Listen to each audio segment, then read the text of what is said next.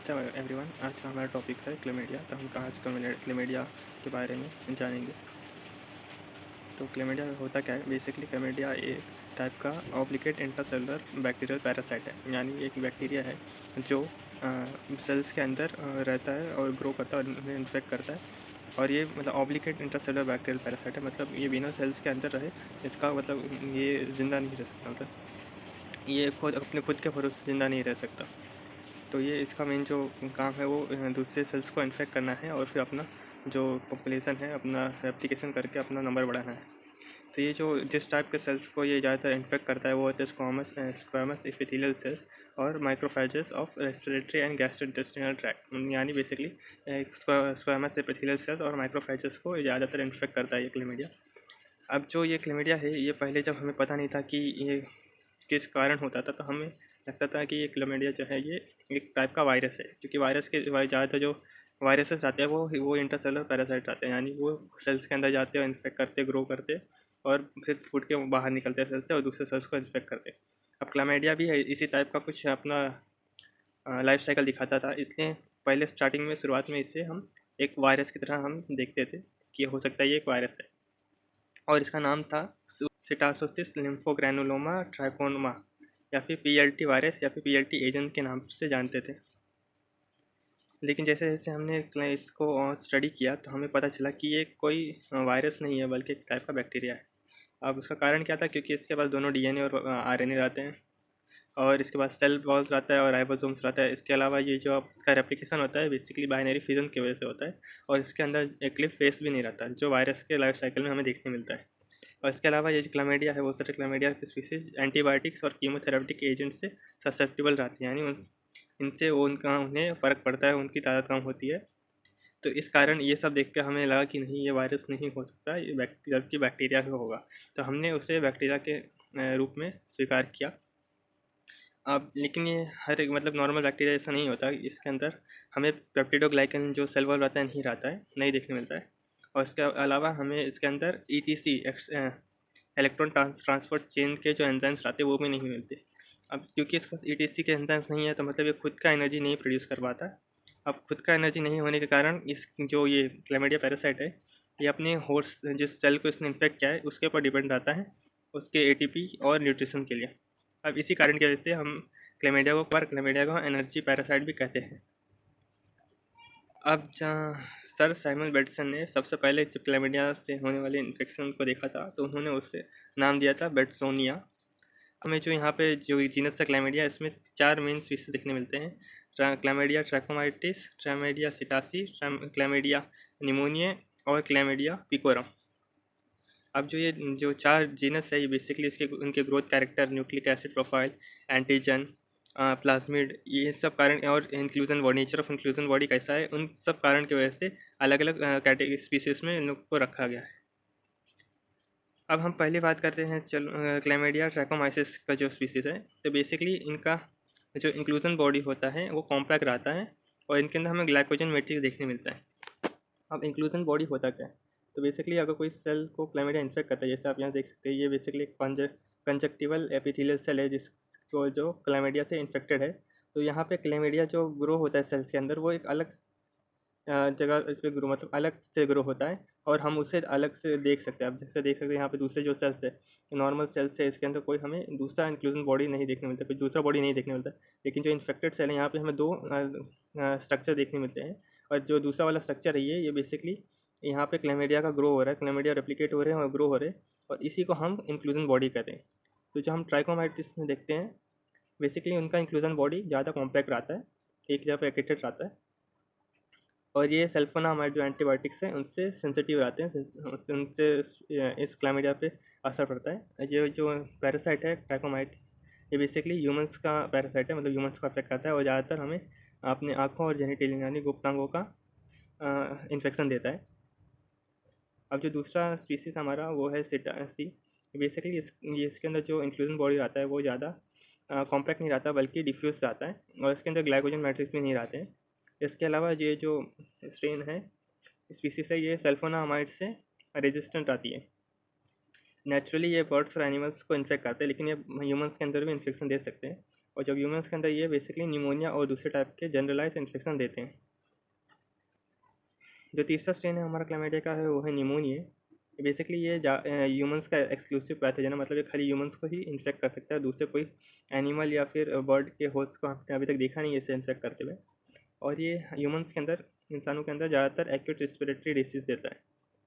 जो चौथा स्ट्रेन है पिकोरम, बेसिकली ये हमने हाल ही में ढूंढा था और ये बेसिकली कुछ रूमिनेंट्स यानी गाय बैल ऐसे प्राणियों को इन्फेक्शन देता है ये पिकोरम। अब हम बात करते हैं क्लैमिडिया की मॉर्फोलॉजी और ग्रोथ साइकिल की। तो यहाँ पे जो मॉर्फोलॉजी रहती है क्लैमिडिया की, दो फॉर्में रहती है, एक एलिमेंट्री बॉडी रहती है, एक रेटिकुलेटेड बॉडी रहती है। जो एलिमेंट्री बॉडी रहती है वो basically extra cellular infective form रहता है क्लैमिडिया का। बेसिकली ये वाला बॉडी सेल्स के बाहर आता है और ये बॉडी जाता है दूसरे सेल्स को इन्फेक्ट करता है। तो ये जो फॉर्म है इस क्लैमिडिया का, ये स्फेरिकल रहता है, 200 से 300 नैनोमीटर का इसका डायमीटर है और ये काफ़ी रिजिड रहता है with trilaminar cell wall, मतलब कि यहाँ सेल वॉल जो रहता है उसका 3 लेयर्स आते हैं और ये बहुत सिमिलर रहता है हमारे ग्राम नेगेटिव बैक्टीरिया के जैसे। अब जो दूसरा हमारा बॉडी रहता है, इसका दूसरा फॉर्म रहता है क्लैमिडिया का, उसे हम कहते हैं रेटिकुलेटेड बॉडी, और इससे हम पहले इनिशियल बॉडी भी कहते थे, अब इसका नाम है रेटिकुलेटेड बॉडी। अब बेसिकली ये इंट्रासेलुलर फॉर्म है क्लैमिडिया का, जो सेल्स के अंदर फॉर्म रहता है और ये फॉर्म बेसिकली रहता है ताकि क्लैमिडिया ग्रो करे और अपने आप को रेप्लिकेट करे। इसका जो साइज़ रहता है वो एलिमेंट्री बॉडी से बड़ा रहता है, ये 500 से 1000 नैनोमीटर का रहता है।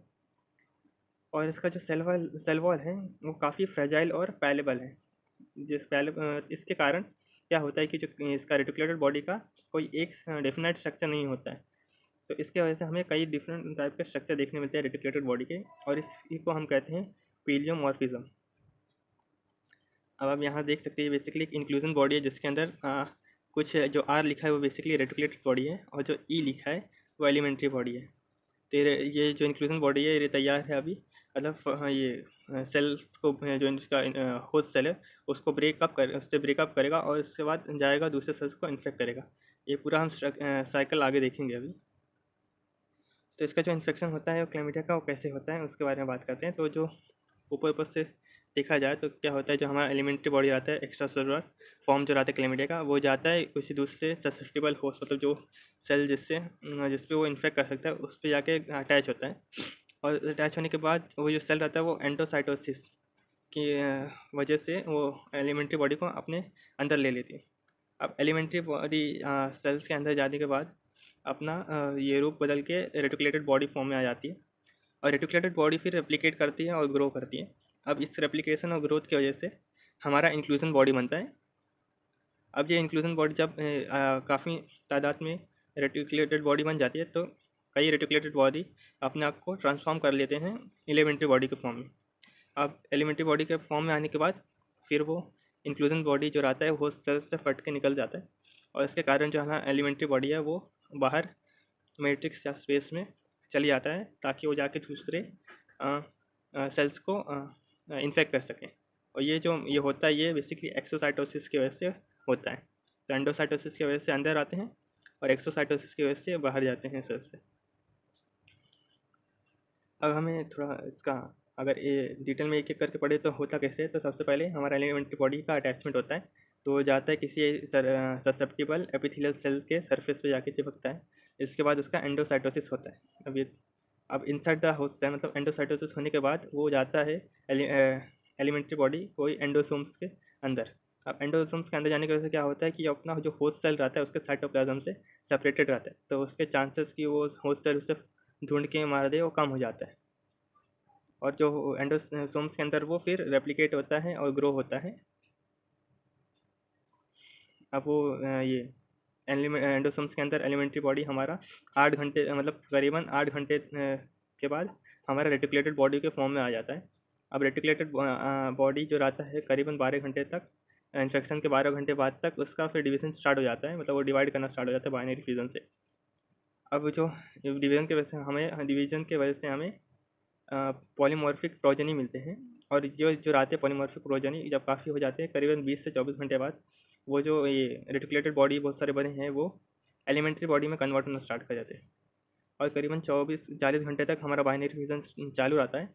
और 40 घंटे के बाद हमारा जो रहता है एक्सोसाइटोसिस होता है, जहाँ पे हमारा जो एलिमेंट्री बॉडी है वो सेल से बाहर जाते हैं और दूसरे सेल्स को इन्फेक्ट करने। तो आप यहाँ देख सकते हैं एलिमेंट्री बॉडी आए, अटैचमेंट हुआ, फिर उसके बाद करीबन 2 घंटे बाद उसका इंक्लूजन उन सब हुआ, और फिर 8 घंटे के बाद वो रेटिकुलेटेड बॉडी में कन्वर्ट हो गया।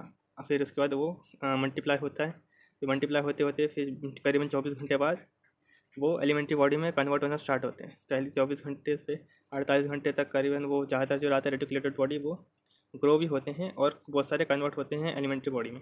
जब अच्छा खासा टार्ड हो जाता है तो करीब 48 घंटे बाद वो फिर फूट के बाहर निकल जाते हैं सेल से। अब जैसे हमने पहले पढ़ा था कि जो डेवलपिंग उसका क्लाइमेडिया रहता है उनके माइक्रो कॉलोनी को हम इंक्लूजन बॉडी कहते हैं, और इंक्लूजन बॉडी का जो साइज़ रहता है करीब उसके अंदर करीब 100 से 500 एलिमेंट्री बॉडी आ सकती है।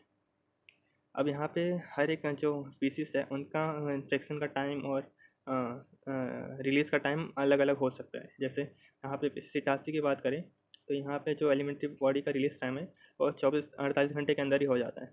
लेकिन जो ट्रैकोमाइटिस की बात करें तो बेसिकली ये करीबन 72 घंटे के बाद इसका मतलब ये एक्सक्लूज़न होता है। अब जो ट्रैकोमाइटिस हैं बेसिकली जब ये सेल्स को एक्सोसाइटोसिस होता है, सेल से बाहर निकलता है, होस्ट सेल से बाहर निकल के जाता है, तो यहाँ पे जाते जाते वो पीछे स्कार टिश्यू छोड़ के जाता है। ये स्कार टिश्यू बेसिकली बनता कैसे है, तो ये होता क्यों है, तो इसका कारण जो मेन रहता है जब क्लैमिडिया किसी भी होस्ट के ऊपर किसी भी होस्ट के अंदर ग्रो करता है तो होस्ट सेल के सेल मेम्ब्रेन के ऊपर क्लैमिडिया के कई सारे प्रोटीन दिखने मिलते हैं, मतलब अक्लूमुलेट हो जाते हैं, जमा हो जाते हैं। अब ये जो प्रोटीन्स या फिर एंटीजन्स जमा हुए हैं सेल्स के ऊपर, ये बहुत ही एंटीजेनिक होते हैं जिसके कारण हमारी बॉडी से रिएक्ट करते हैं। तो इन वहाँ पे इन्फ्लेमेशन होता है, इम्यूनोजेनिक रिस्पॉन्स होता है, और इसी सब के कारण की वजह से वहाँ पे स्कार टिश्यू बनता है। यहाँ पे देख सकते हैं, यहाँ पे हमारा एपिथेलियल सेल्स है ये। एपिथेलियल सेल्स में कुछ एपिथेलियल सेल्स को क्लैमिडिया ने इन्फेक्ट किया है, जिसके और उनके सेल मेम्ब्रेन के ऊपर क्लैमिडियल एंटीजेंस शो होते हैं। और इसके कारण वो जो सेल्स है वो कहीं बहुत सारी अलग अलग केमिकल सेल्स छोड़ते हैं, जिसके कारण हमारे जो इम्यून सेल्स जैसे B cells, macrophages, inflammatory neutrophils, T cells, ये सब जाते हैं और वहाँ पे एक तरह का इम्यून रिस्पॉन्स देते हैं। अब उसके बाद उसी के कारण हमारा जो पीछे जो रहता है वो हमारा स्कार टिश्यू छूट जाता है। और अगर बात करें हम क्लैमिडिया के रेजिस्टेंस की, तो बेसिकली जो बैक्टीरिया है ये हीट लेवल होता है 56 डिग्री सेल्सियस के ऊपर। तो 56 डिग्री सेल्सियस के ऊपर ये कुछ ही मिनटों में ये क्लैमिडिया जो है मतलब ख़त्म हो जाता है, एक तरह से इनएक्टिवेटेड हो जाता है, वो किसी को उसके बाद इन्फेक्ट नहीं कर सकता। इसके अलावा ये इथेनॉल ईथर या फिर लो कॉन्सेंट्रेशन ऑफ फिनॉल्स और फॉर्मलिन, इन सब से भी ससेप्टेबल रहता है, इन सब से भी उससे मारा जा सकता है। क्लैमिडिया को हम 4 डिग्री सेल्सियस पे कुछ दिनों तक रख सकते हैं बिना उसके इन्फेक्टिविटी को कुछ नुकसान पहुंचाए। तो 4 डिग्री सेल्सियस पे हम उसे उसी तरह से स्टोर करके रख सकते हैं।